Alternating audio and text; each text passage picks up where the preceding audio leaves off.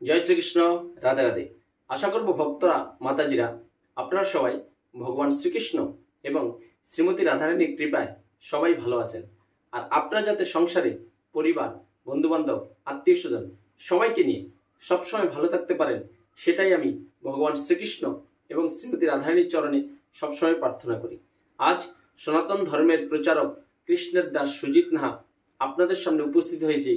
যে আমরা কথায় কথায় কিন্তু সমাজের প্রায় সবাই একটা কথা গুলিয়ে ফেলি যে ঈশ্বর, ভগবান, দেবতা সবই নাকি এক। না, ঈশ্বর, ভগবান, দেবতা তিনটে আলাদা জিনিস, তিনটে শব্দের আলাদা মাহাত্ম্য। তাই আপনারা আজকে নিষ্ঠার সাথে শ্রবণ করুন যে ঈশ্বর কি, ভগবান কি এবং দেবতা কি। অনেকেই বলে সব দেবতাই ভগবান, সব ভগবানই ঈশ্বর। না, প্রথমেই আসি যে ঈশ্বর শব্দের অর্থ কি। আপনারা আজকে ভক্তরা মাতাজিরা নিষ্ঠার সহিত শ্রবণ করুন আমাদের এই কৃষ্ণকথা সুজিত নাহা চ্যানেলের যে ঈশ্বর, ভগবান, দেবতা যে তিনটে শব্দ, তিনটে তাৎপর্য আপনারা নিষ্ঠার সাথে শ্রবণ করুন। আর ভক্তরা মাতাজিরা এখনো যারা আমাদের এই কৃষ্ণকথা সুজিত নাহা চ্যানেলটা সাবস্ক্রাইব করেননি, সবার চরণে পরনীতি নিবেদন আপনারা আমাদের এই চ্যানেলটা সাবস্ক্রাইব করে বেল আইকন অন করে রাখুন। তাহলে সুন্দর নির্মল বাংলা ভাষায় আপনি ঘরে বসে যে সনাতন ধর্মের অজানা সত্যি শাস্ত্রের কিছু কথাগুলো আপনারা শ্রবণ করতে পারবেন। হরিবল হরিবল। তাই প্রথমে আসি আমরা ঈশ্বর তত্ত্ব নিয়ে। ঈশ্বর কি? ঈশ্বর হলো অব্যয়, ঈশ্বর এক এবং অদ্বিতীয়, তার কোনো দ্বিতীয় নেই। তিনি হলো পরমেশ্বর ভগবান ঈশ্বর, গুলিয়ে ফেললে চলবে না।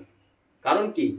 ঈশ্বর হলো সৃষ্টি, স্থিতি এবং প্রলয়, যার থেকে তিনটেই উৎপত্তি, সেই হলো ঈশ্বর।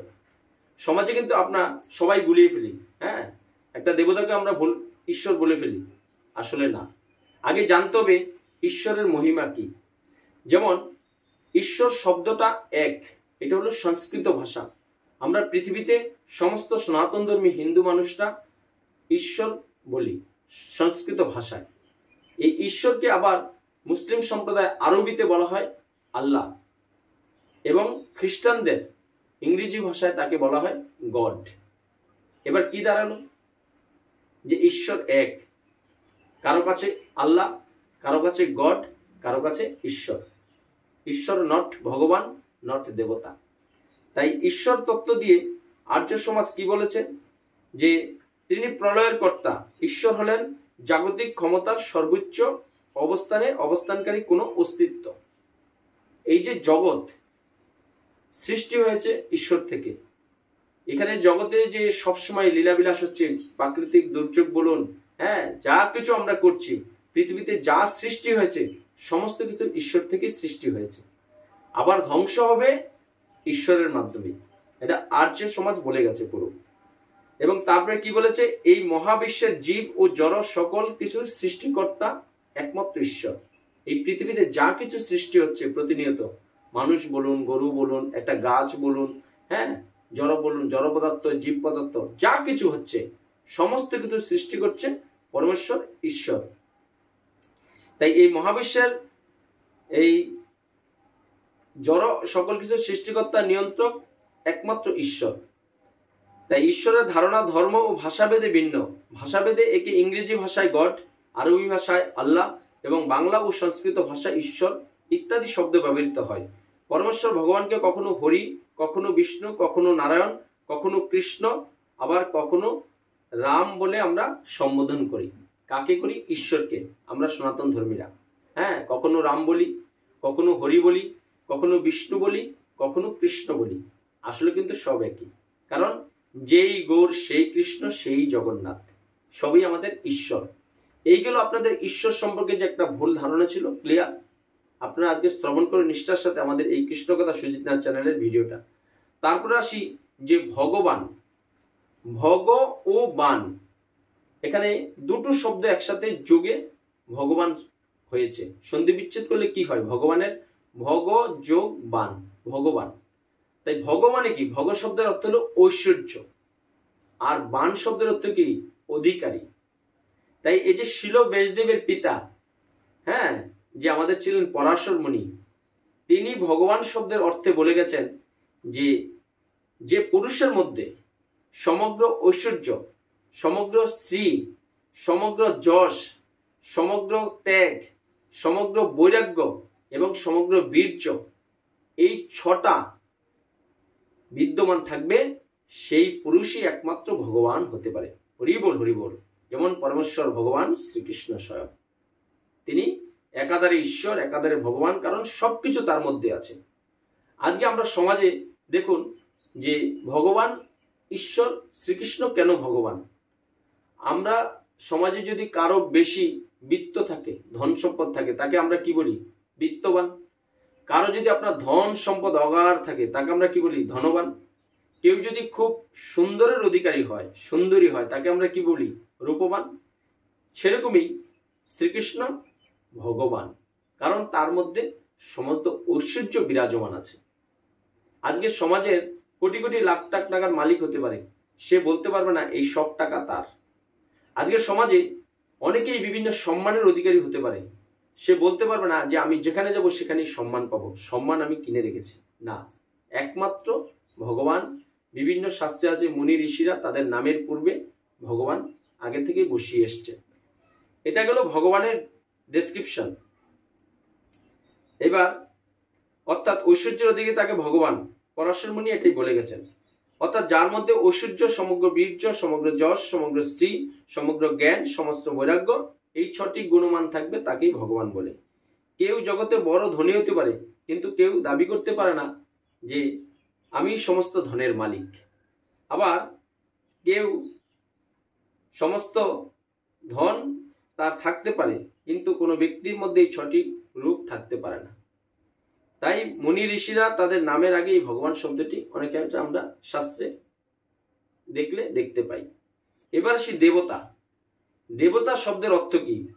দেবতা শব্দের অর্থ হলো যাদের মানে এবং দানে আমরা এই পুষ্ট হই। দেখবেন আজকের সমাজে ভগবানের সেবা বলে আমরা সব দেবদেবীর সেবা করছি। কেন এটা? কারণ আমরা সবাই জাগতিক সুখ চাই। ভগবান শ্রীকৃষ্ণ গীতায় বলেছেন যে যে যার পূজা করবে, যে যার আরাধনা করবে, সে মৃত্যুর পরে সেই লোকেই যাবে। কেউ দেবতাদের উপাসনা করলে কি হবে? দেবলোকে যাবে, স্বর্গে যাবে। আর কেউ যদি ভগবানের সেবা করে, নিত্য সেবা করে, তাহলে কি হবে? সে ভগবত ধামে যাবে, যেখানে ভগবান শ্রীকৃষ্ণ অপাকৃত লীলায় সবসময় বসে আছেন। তাই হৃদয়ে কৃষ্ণ চেতনা, কৃষ্ণ ভাবনায় জাগ্রত হয়ে আমরা অবশ্যই ভগবানের সেবায় ব্রতী হব। কারণ আপনি যদি দেবদেবীকে খুশি করে আপনি স্বর্গেও যান, তাহলে কিন্তু একটা সময় ভ্যালিডিটি অবধি আপনাকে থাকতে দেবে। এরপরে আপনাকে আবার পুনরায় এই পৃথিবীতে আসতে হবে। তার অজস্র প্রমাণ আছে। যেমন ব্রহ্মা নিজেই পৃথিবীতে আবার আসতে হয়েছে যবন হরিদাস রূপে, এরকম অজস্র প্রমাণ আছে। কিন্তু একবার যদি আমরা এই হৃদয়ে কৃষ্ণ চেতনা, কৃষ্ণ ভাবনায় জাগ্রত হয়ে ভগবান শ্রীকৃষ্ণের সেবা করতে পারি, তাহলে কি হবে? আমরা মৃত্যুর পরে ভগবত ধামে যেতে পারবো, যেখান থেকে আর জন্ম মৃত্যু জরা বেদির এই ত্রিতাপের মধ্যে আমাদেরকে আর আসতে হবে না। তাই ভক্তরা মাতাজিরা কি বলছে?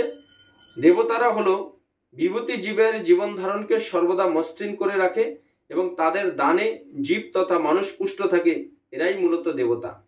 দেবতাদের মাতৃরূপ ও বিপরীত লিঙ্গের চিরন্তনই হলো দেবী।